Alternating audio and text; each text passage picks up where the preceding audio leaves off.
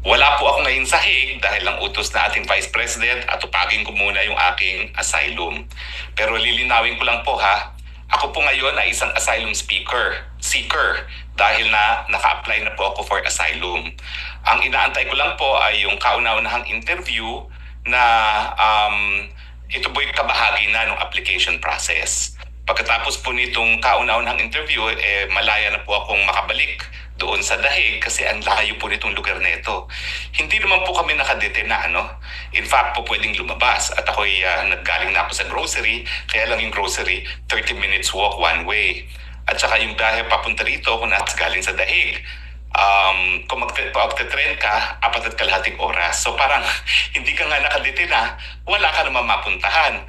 Meron pa kasing ang daming stages na ginagawa rito. Yung initial registration, yung fingerprinting and interview sa police, tapos medical, at saka yung first interview. Pagkatapos sa first interview, pwede ka nang umalis at text ka na lang nila kung saan yung final interview mo at hindi na dito sa malayong lugar.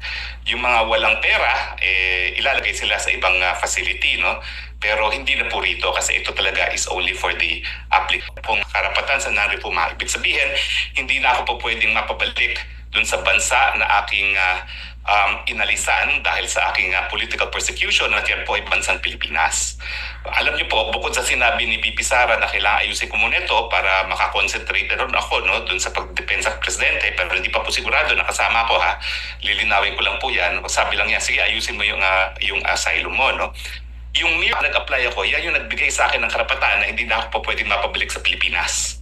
Maski pa sila mag-file ng extradition, malinaw po yan dahil ito po ay matter of convention rights. Nakasulat po talaga yung non-refumayan, yung pinaka-importanting karapatan ng asylum seekers, hindi mapabalik dun sa lugar na kung sa nila nanggaling. Natural kasi pag ako pinabalik dyan, kukulong ako non-bailable sa isang kaso na human trafficking na walang ka-ebidensya. Ulitin ko po ebidensya lang nila. Unang-una, sinamahan ko si Cassandra Ong sa PAGCOR. Pangalawa, yung pangalan ko nasa isang papel na legal daw ako. Pangatlo, yung aking dating assistant nakitira doon.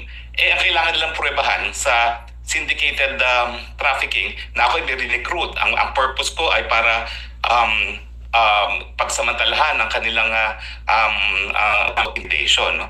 Tapos kung conspiracy naman, anong ebidensya ng conspiracy? Dapat magpakita talaga na nagkaroon kami ng pagkakaisang layunin.